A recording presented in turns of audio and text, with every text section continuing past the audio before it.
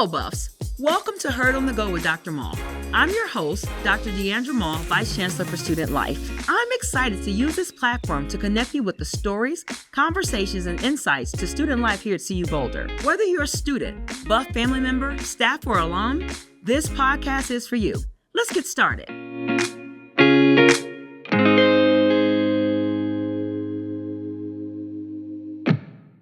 Hello, CU. Thanks for joining us for today's episode of Heard on the Go with Dr. Deandra Mull. I'm Dr. Mull, and today I'm joined by our phenomenal guest, Chris Tejas, a hall director here at CU Boulder. We're going to begin with Chris telling us a bit about what it is that he does in residence life and what exactly is a hall director. Yeah, so hi, my name is Chris Tejas. I use he, him pronouns. I'm the hall director for Smith and Buckingham Halls here at CU Boulder. But what a hall director essentially does is we're there to supervise the student leaders, the RAs, here at the community centers as well as throughout the building.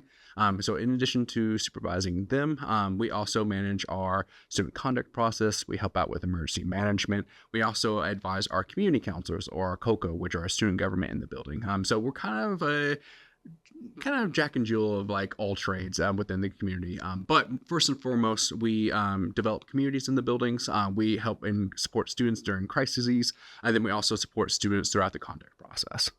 So that seems to be a lot. There are a lot of amazing parts to what it is that you do day in and day out to create community for students. What's your favorite part about being a hall director? My favorite part about being a hall director is actually working with the students. I've been doing this now for over a decade. And for me, it's about supporting students and meeting them where they're at. First and foremost, students are there to get an education. And being a hall director is about helping them along the journey, but also helping them develop in and out of the classroom. My favorite aspect is supporting the students, but also encouraging and developing young student professionals like the RAs and community councils. So for me, working with the students, because it helps me give back to my community and help people like I was, especially as a first generation college student. It's really helpful and meaningful for me.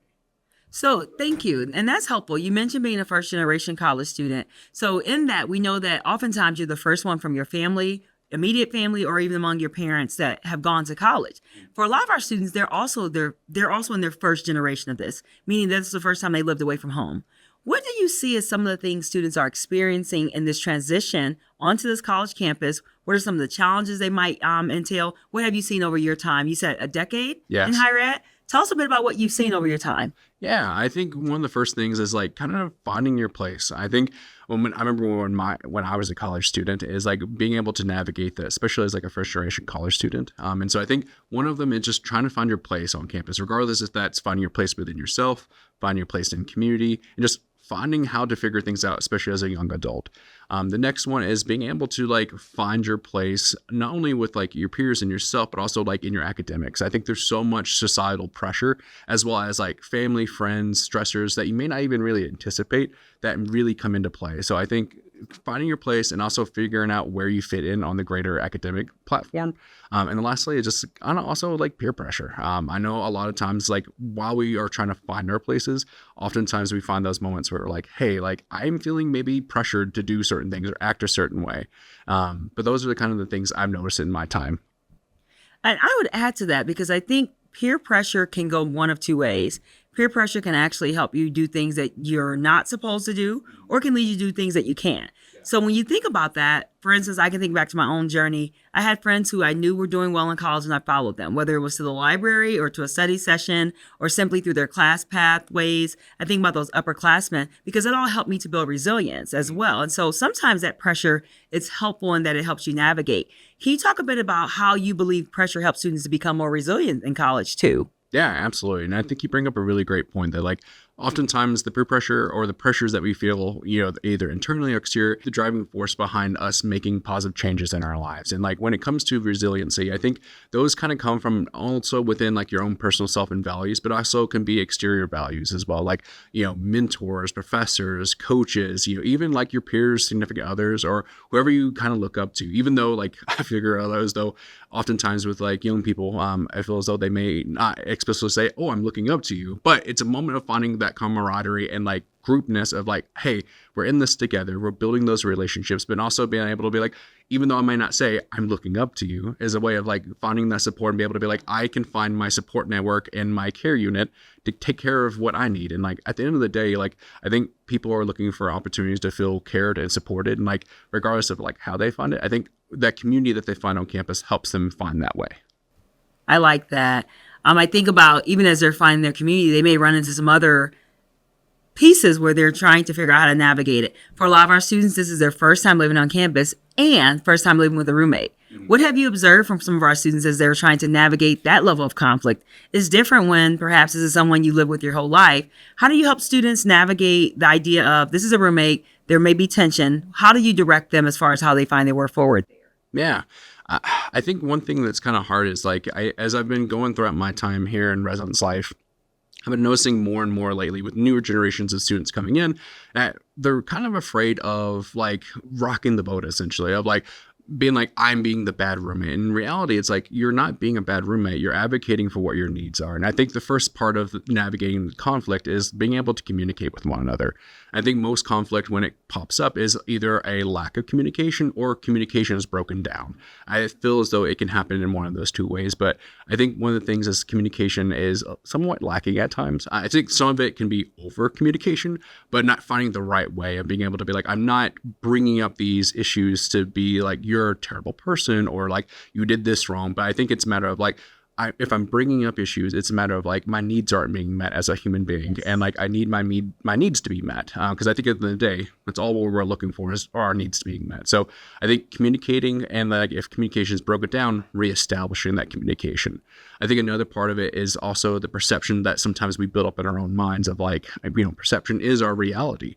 And like if I'm perceiving you as being someone who is like, oh, someone's being a bad roommate because they're not doing the dishes or taking out the trash, ergo they might be a bad person. It's like they may have other factors going on in their lives, like finding that time of being able to be like, do you know what, like I'm really struggling with homesickness, so I'm not feeling up to like taking out the trash or doing the dishes. And like as a roommate, if we were roommates, I'd be like, Dr. Mull, like is there anything I can do? And like being able to be like, hey, like I noticed we haven't shared in like buying shared toiletry items, things like that. What's kind of going on? You may be like, I may be having some financial insecurity with like paying for school. So like oftentimes being able to humanize the other person to be like, there's actually other factors at play as opposed to like me just not wanting to do this, or like I'm quote unquote being a bad roommate. That is powerful. I think in this case, not just even for Res Life, but a lesson in life in general. Managing conflict is something that our students are going to have to manage and figure out as they move throughout life. We know that employers are saying that's one of the things they want students to come to the table prepared to do. And also, I think you hit on a strong point of feedback. Clear is kind, yeah. Right? Making sure that at least you can figure out and get to the bottom of what's going on. And then also asking why. You brought that up throughout the as you were speaking, and that really is important. Maybe there is something else going on. We never know what someone is going through when they're not sitting directly in our space, and we don't know what they are when they are. And so certainly having the kindness and clarity to ask and try to figure out what's going on is clear. We also have another level of staff to help you all manage roommate conflict. Tell me a bit about the role of the RA and how they help you all in the spaces with students. Yeah, I think like being a hall director is great, but like I wouldn't be able to do my job if it wasn't for my 19 wonderful RAs or resident advisors. The RAs or resident advisors are student leaders that are wanting to be, moments of pillars of, leadership in their communities. Oftentimes the RAs are the first line of communication between like roommates and being able to be like, hey, there is a issue. And like oftentimes with roommate issues, there's a difference between disagreements and conflict in itself. And they are two separate things, but at times they can have some crossover and intersectionality there. When it comes to the RAs, they are a great way of like, I'm in my 30s right now, and like I may not be able to relate to all my new, 18, 17-year-old residents. And so the RAs are there to act as the first kind of level of like support. So when issues do arise, they can talk to them as a peer-to-peer level to be like, hey, this is not meant to be a scary moment where we're having a potential mediation. Mediations are just a simple way of like helping us navigate through the fuzziness and, kind of haziness of conflict or disagreements. And so they act as a really great way of buffering between like issues if people can't kind of come to terms or find common ground together. So they play a huge instrumental part of that. And also being able to be like, hey, if this disagreement or this conflict is too much, maybe we need to bring it up to an additional layer like the hall director or student conduct and conflict resolution, which they also do really great mediation trainings. So I think you hit it on the head again. We know that our students are here and they're navigating different things. We've heard about the role of the hall director. We've heard about the role of the RA. It seems like we really like to offer support to students as they're navigating these journeys and understanding students are not going through this alone. We have multiple staff across multiple systems and levels to really make sure they are supporting students. Tell me a bit about one of your favorite outcomes from this journey for a student. You go through a whole year with your RAs, you go through a whole year with your residents. What's something that really excites you or you see as an aha moment that really says, this is my why, this is why I love doing what I've done for the last 10 years? When students kind of find their way, like my RAs, like we play small parts in like a student's overarching like academic life here at CU. It's one of those nice things because we only get them for 1 year. And like sometimes if we're lucky enough, we get them for a couple of years if they decide to stay with our residential academic programs or our RAPs or LLCs. It's one of those moments where they kind of like make that connection, and you can oftentimes see it, especially when it comes to like roommates who are having issues. They kind of like click and they're like, oh, we're not having disagreements because of like, you know, we're terrible people, or like we may have issues with one another. It's like we just weren't communicating. And like eventually, like when they come to that moment where they're like, oh, we actually are doing okay, we are able to navigate our situations in a very healthy and productive way, it's one of those things that really like kind of like snaps for me. And like that's really nice when it kind of comes full circle. Some other moments is when I'm able to see young student leaders really come into their own, especially with like community council. Like oftentimes if students are like, I'm having a really hard time finding my place here at CU, I like to make recommendations to clubs, organizations to help them find their connection points. It's really nice when you get to see those students who are like, hey, I'm kind of struggling and I'm having a hard time finding my place, or I'm having roommate issues, and I'm eventually able to like coach them through that moment, regardless if it's with me or someone else, and then seeing them come full circle when they're like, I am actually in a leadership position, or I'm becoming a CA or community assistant or an RA resident advisor, and they go on to help other people.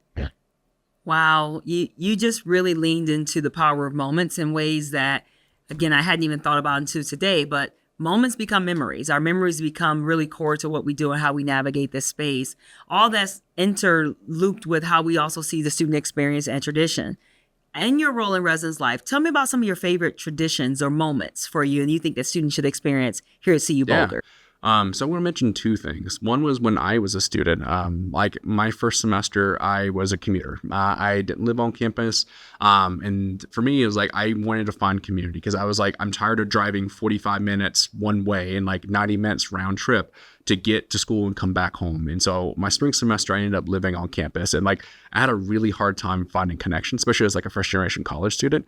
And I eventually got plugged into our community council, or our equivalent. It was called Residence Hall at council. And then at the very end of the semester, after I got connected, I eventually became an RA. Like we had an event, and like it was kind of like the icing on like the cake, where like we went and had this community watching of like the Avengers. Like it was something that my RA Bjorn had mentioned way back at the beginning of the semester. He was like, oh, if we're able to meet certain community standards, I'll see if we can take a sort of trip. And so we eventually met our community standards of like, make sure the community center was clean up, make sure we were doing our dishes and things like that. And we got to go on a trip, and it was really great. It was so wonderful to be able to be like, I'm actually connecting with my community. I'm going to go see this movie. But that was just kind of like my time here at CU. One of the more core moments that is really kind of like, it's a really lovely tradition, is the neighborhood prom. This last year was our third annual prom, and it was hosted between Residence Hall Association and our community councils. And with that, we got to have, it was called Viva Kit Vegas, and we had over 300 people show up and attend. So it's been a really great tradition of being able to see our student leaders develop this, tradition, and being able to see all the community in the neighborhood really come together. I don't know. It's one of those full moments where you're like, wow, our community really can do wonderful and marvelous things. Well, I'll be looking for my invitation to prom this year because I have some nice dresses.